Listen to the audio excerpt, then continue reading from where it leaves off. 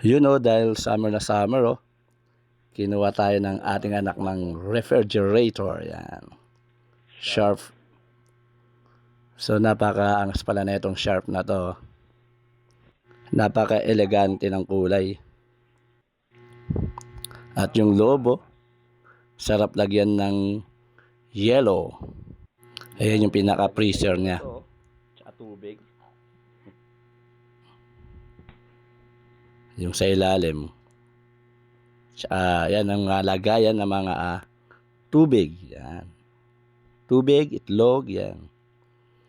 Tiyak tubig lang malalagyan dyan eh. Pinakalaki-laki pa niya eh.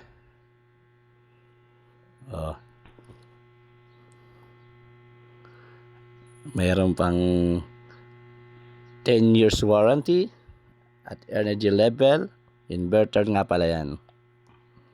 Sana bumaba na yung kuryente namin. Sharp. Ayos. So, check upin natin kung may sira yung loob. Yun bago. Okay naman Wala naman siyang damage. Goods na goods. Check upin din natin yung sa ilalim. Yung lagayan ng itlog. Ng mga tubig. Yan Okay naman.